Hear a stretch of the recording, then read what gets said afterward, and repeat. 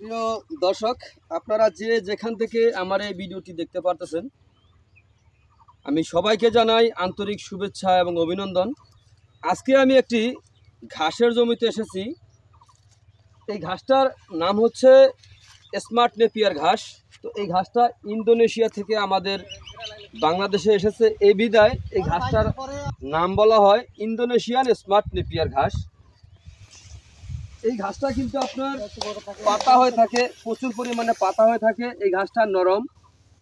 এই ঘাসটা গরু, ছাগল, ভেড়া, মহিষ সকল গবাদি পশুকে কিন্তু আপনার এই ঘাসটা কেটে খাওয়ানো যায়। এই ঘাস খাওয়াতে কোনো প্রকার মেশিনের প্রয়োজন হয় না। আর এই ঘাসে কিন্তু আপনার প্রচুর পরিমাণে পাতা হয়ে থাকে। এই যে এখান থেকে আমি একটি ঘাস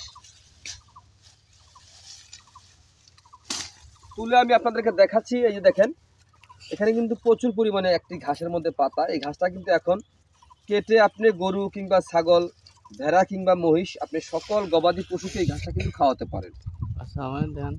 প্রথমে যদি আপনি ছোট্ট একটি গিট যদি আপনি রোপণ করেন, এরকম একটি এতটুকু মানে পরিপক্ক কাটিং থেকে যদি আপনি 4 থেকে 5টি গিটের এরকম একটি কাটিং রোপণ করেন, একটি কাটিং থেকে আপনার এত বড় একটি ঝোপা কিন্তু আপনি পাবেন।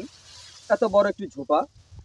এই ঘাসটা যখন আপনি কাটবেন, কাটার পরে কিন্তু আরও বেশি হবে। যদি এখন যদি মনে করেন একটি কাটিং রোপণ করলে প্রথমে যদি আপনার 50 থেকে 60টি চারা হয়ে থাকে, একবার কাটলে তার সে ডাবল হবে অন্তত পক্ষে। ডাবল হওয়ার পরে দেখা যায় আপনি যখন কাটবেন তার তখন দেখবেন আরও বৃদ্ধি হবে। যত কাটবেন ঠিক এটা ততই বেশি হয়ে থাকে। এটার নাম হচ্ছে ইন্দোনেশিয়ান স্মার্ট নেপিয়ার ঘাস। আর এই ঘাসটা খাওয়ালে আপনার দানাদার যতটুকু পরিমাণ এখন বর্তমানে খাওয়াচ্ছেন তার চেয়ে একটু কম লাগবে। অথবা এই ঘাসটা আপনার গরু ছাগলকে খাওয়াতে কোনো প্রকার মেশিনের প্রয়োজন হয় না। আর এই ঘাসটা যে কোনো মৌসুমে রোপণ করা যায়, যে কোনো মাটিতে রোপণ করা যায়। এই ঘাসটা গরু, ছাগল, ভেড়া, মহিষ সকল গবাদি পশুকে আপনি যেভাবে খুশি আপনি ঠিক সেভাবে আপনি এই ঘাসটি খাওয়াতে পারেন। তো এই ঘাসের যদি আপনারা পরিপক্ক কাটিং যদি রোপণ করতে চান, কিন্তু এই ঘাসের কোনো বিচি হয় না, এই ঘাসের কিন্তু কাটিং হয়ে থাকে। তো যদি আপনারা পরিপক্ক কাটিং যদি রোপণ করতে চান, তাহলে আমার স্ক্রিনে দেওয়া নাম্বারে আমাদের সঙ্গে যোগাযোগ করবেন। তো আপনারা যে যেখান থেকে আমার এই ভিডিওটি দেখতে পাচ্ছেন, যদি আপনাদের কাছে আমার এই ভিডিওটি ভালো লেগে থাকে, আমার এই ঘাসের যদি দেখা যায় যেই ঘাসটা আমরা দেখালাম, যদি ঘাসটাও ভালো লেগে থাকে, এই ঘাসটাও যদি ভালো লেগে থাকে, আপনারা যদি গরু ছাগলকে খাওয়াতে চান, নতুন করে খামার প্রতিষ্ঠা করতে চান, তাহলে অবশ্যই আপনারা যে কোনো ঘাসই আগে চাষ করেন না কেন, তার পাশাপাশি যেমন ইন্দোনেশিয়ান স্মার্ট নেপিয়ার এই ঘাসটা কিন্তু আপনারা অবশ্যই রাখবেন।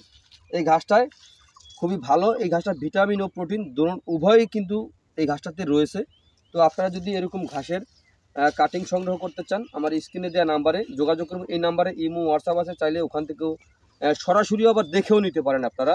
তো আপনারা যে যেখান থেকে আমার এই ভিডিওটি দেখতে পারতেছেন, যদি আপনাদের কাছে আমার এই ভিডিওটি ভালো লেগে থাকে, আমি আবারও বলছি, যদি ভালো লেগে থাকে তাহলে আমার চ্যানেলটিকে সাবস্ক্রাইব করে পাশে থাকবেন। পরবর্তী ভিডিওগুলো দেখার আমন্ত্রণ রইল। তো সকলে ভালো থাকবেন, সুস্থ থাকবেন। আল্লাহ হাফেজ।